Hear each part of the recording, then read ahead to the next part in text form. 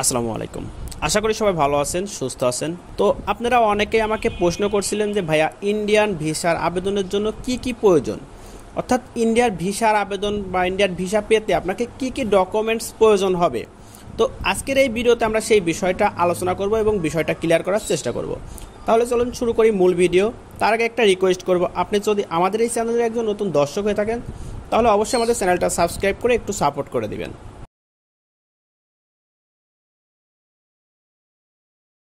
দেখুন আমরা একটা টাইপিং করে নিছি আপনাদের সুবিধার্থে। তো কেউ যদি চান এই টাইপিংটার পিডিএফ কপি তাহলে তাদের জন্য আমরা টাইপিংয়ের পিডিএফ কপিটাও দিয়ে দিতে পারবো। তো এখানে ইন্ডিয়ান ভিসার জন্য যা যা প্রয়োজন, সর্বপ্রথম আপনাকে লাগবে একটি আবেদন ফর্ম। তো এই আবেদন ফর্মটা আপনি কোথায় পাবেন? এই আবেদন ফর্মটা পেতে আপনাকে অনলাইনে ইন্ডিয়ান ভিসার ওয়েবসাইটে প্রবেশ করে অনলাইন ভিসা অ্যাপ্লিকেশনের উপর ক্লিক করে আবেদনটা করে ফর্মটা ডাউনলোড করে নিতে হবে। তো ফার্স্ট আপনাকে এই আবেদন ফর্মটা লাগবে। তো এই আবেদনটা কিভাবে করতে হয়, সহিশুদ্ধভাবে আর সঠিকভাবে কিভাবে আবেদনটা করবেন তার একটা ভিডিওর লিঙ্ক এই ভিডিওর ডিসক্রিপশন বক্সে পেয়ে যাবেন। সেখান থেকে আপনি চাইলে ভিডিওটা দেখে অনলাইনে ভিসার আবেদনটা করে নিতে পারবেন। তো দ্বিতীয়ত আমাদের যে কাগজটি লাগবে সেটা হচ্ছে 2 ইঞ্চি গুণ 2 ইঞ্চি সাইজের একটি ছবি। তো আপনাকে এখানে 2 ইঞ্চি গুণ 2 ইঞ্চি সাইজের ছবিটা লাগবে। অবশ্যই ছবিটার ব্যাকগ্রাউন্ড সাদা হতে হবে এবং ছবিটা একটু স্পষ্ট এবং ল্যাপ প্রিন্ট হলে হতে হবে।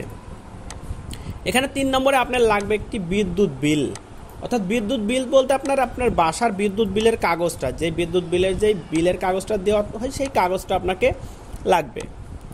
4 নম্বরে লাগবে আপনার ব্যাংক স্টেটমেন্ট। তো ব্যাংক স্টেটমেন্টটা আপনি কোথায় পাবেন? আপনার ব্যাংক স্টেটমেন্টটা আপনি যে ব্যাংকে আপনার একটা অ্যাকাউন্ট আছে এবং সেখানে আপনি নিয়মিত লেনদেন করছেন, সেখানে আপনি ব্যাংকে গিয়ে যদি বলেন আমাকে ব্যাংক স্টেটমেন্টটা দেন, তাহলে তারা আপনাকে ব্যাংক স্টেটমেন্টটা দিয়ে দেবে। তো আপনার ব্যাংক স্টেটমেন্টে অবশ্যই আপনি যখন ভিসার আবেদন করবেন তখন আপনার স্টেটমেন্টে অবশ্যই 25,000 টাকার অধিক আপনার ব্যাংক অ্যাকাউন্ট ব্যালেন্স থাকতে হবে।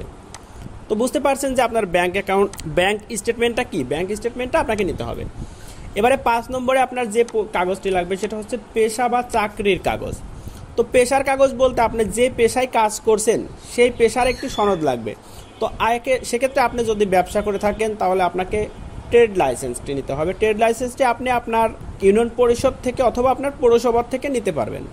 এবং চাকরির কাগজ বলতে আপনি যদি কোনো সরকারি চাকরি করে থাকেন বা যে কোনো চাকরি করে থাকেন সেই প্রতিষ্ঠান থেকে আপনাকে একটি প্রত্যয়নপত্র নিতে হবে যে আপনি সেখানে চাকরি করেন, এমন একটি প্রত্যয়নপত্র নিতে হবে। 6 নম্বরে আপনার লাগবে নাগরিক সনদ অথবা মেডিকেল কাগজ।